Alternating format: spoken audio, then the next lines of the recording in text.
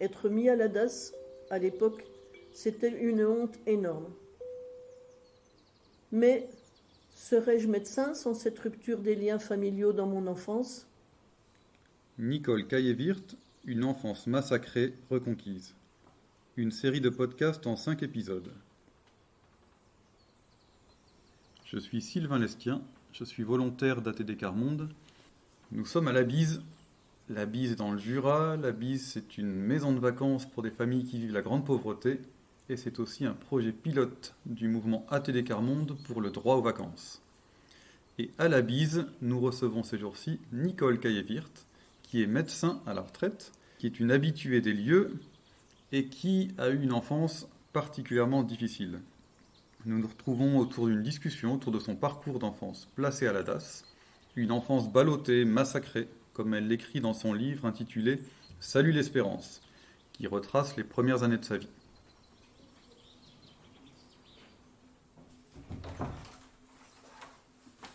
Salut Serge. Salut Sylvain, comment ça va? Ça va. Bonjour. Hop. Salut Yann. Ça va? Comment vas-tu? T'as repris un peu la forme? Tant mieux, super. Je me mets où, moi ? Ouais, si tu veux là. Dos au poil. Voilà, super. Il fait bon dans la pièce quand on entre? Ah oui, c'est bon. Voilà, c'est une petite différence.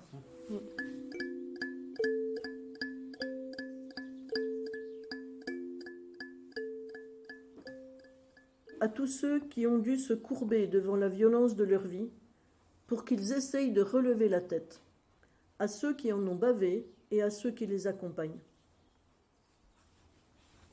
Je pense que ce passage-là, il montre vraiment pourquoi ce livre existe, quoi, hein. Il n'aurait pas existé autrement. Elle me dit que cela l'aide beaucoup d'entendre mon témoignage par rapport aux enfants maltraités qu'elle côtoie dans sa profession. Tu sais, tu devrais écrire un livre sur ta vie, cela nous aiderait beaucoup. Alors, j'en suis restée comme 3 ronds de flanc, comme on dit.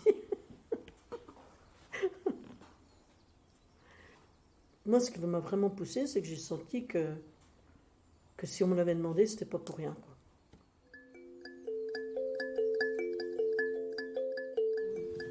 Marque même moi un tout petit peu pour donner un petit coup. Voilà, merci. Je pleure de peur, de chagrin, de douleur et de solitude. Mais en guise de maman, subitement quelqu'un s'approche. C'est un surveillant, un éducateur de cette époque pas tendre. Nous sommes en 1954. La règle d'alors, c'est de mater les enfants de la DAS le plus tôt possible. Car à mauvais parents, mauvais enfants, dit l'administration. Eh bien oui, c'est ainsi que j'ai commencé ma vie. Alors dites, qui aurait parié sur moi à ce moment-là? Qui aurait pu croire que cette petite fille deviendrait médecin et aurait, adulte, une vie rééquilibrée en étant si mal partie? Pas grand monde, bien sûr.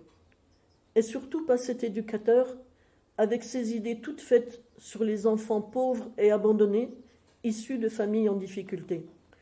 Pourtant, je l'ai fait, même si à l'époque, on pensait de moi que j'étais une mauvaise graine, comme tous ces frères et sœurs de misère qui étaient là avec moi dans ce foyer et dans tous les autres foyers de France. C'était aussi dans l'air du temps, c'était comme ça. On disait « enfants de pauvres, enfants de voyous », et sûrement voyous eux-mêmes. Ils ne valent vraiment pas grand-chose. À 2 ans et demi, classés, catalogués. Bravo Nicole. Ouais. Ah ben j'y suis arrivée, hein. Je l'ai moins regardé, hein. Ouais. Ça commence à Comment ça venir venir. Ok, donc là, la façon dont je lis, ça va. Ça va, ok. C'est super. Ouais, non, t'es forte hein, pour faire plus que lire. Ben, j'ai beaucoup lu enfant, moi. Ça a fait partie, d'ailleurs, je le dis hein, dans le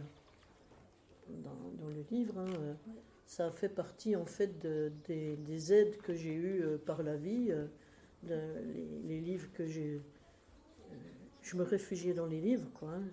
Je crois que c'est des amis des enfants aussi, hein, ça peut vraiment aider tous les enfants, mais les enfants en difficulté, vraiment, ça peut beaucoup les aider, quoi.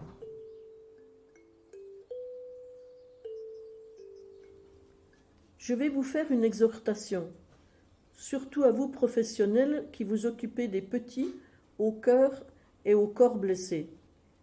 Agissez pour eux du mieux que vous le pouvez. Et surtout, ne renoncez pas, malgré les périodes de découragement bien normales. Sachez qu'aucune aide, aussi petite soit-elle, n'est inutile sur la route de ces enfants en difficulté. Qu'ils soient timides et muets devant vous, ou révoltés et en colère, c'est certain. Aucun d'entre eux n'est destiné a priori à n'être qu'un échec.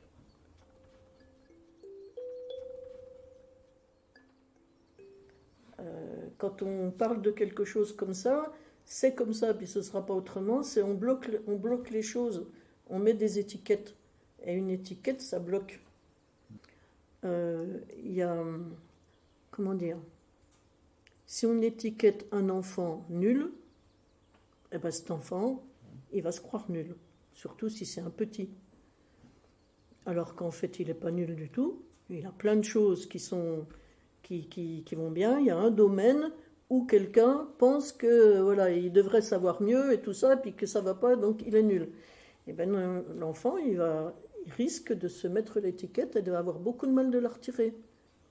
Vous disiez que le bonheur, c'était pas pour vous. Est-ce que tu penses que autour de vous, il y a des gens qui pensaient que, mais si, le bonheur, c'est aussi pour vous? Ou bien est-ce que tu avais l'impression qu'autour, tout le monde se disait, de toute façon, cette famille, elle sera jamais heureuse?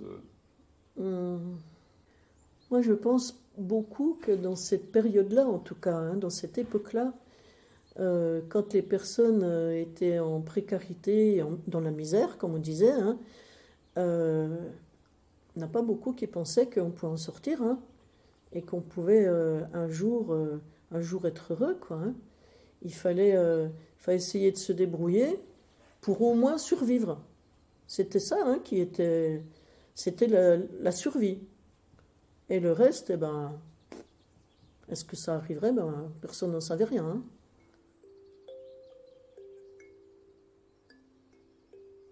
Vous qui les côtoyez journellement ou qui les rencontrez, suivez-les à la trace pour les comprendre et les aimer. L'amour n'est pas forcément un attachement. S'occuper d'un enfant avec affection et amour ne va pas obligatoirement engendrer de problèmes. Je sais, c'est ce qui a longtemps été enseigné et l'est encore dans la théorie. Mais dans la pratique, sur le terrain, ce qui manque le plus à ces enfants blessés, c'est d'être aimés tels qu'ils sont, au-delà de leur histoire difficile. Je sais que beaucoup d'entre vous savent de quoi je parle et agissent avec leur cœur. Merci à vous et surtout persévérez. J'ai beaucoup manqué de cet amour enfant et je suis quand même arrivé maintenant au terme de ma carrière médicale. Je suis médecin retraité. Cela montre que l'on peut s'en sortir avec peu, en se raccrochant à des étincelles, des petits flocons d'amour. Ce n'est pas une raison, bien sûr, pour que les enfants d'aujourd'hui continuent à manquer d'amour, cela va de soi, mais c'est une raison pour leur apporter ces étincelles à chaque fois que l'on peut.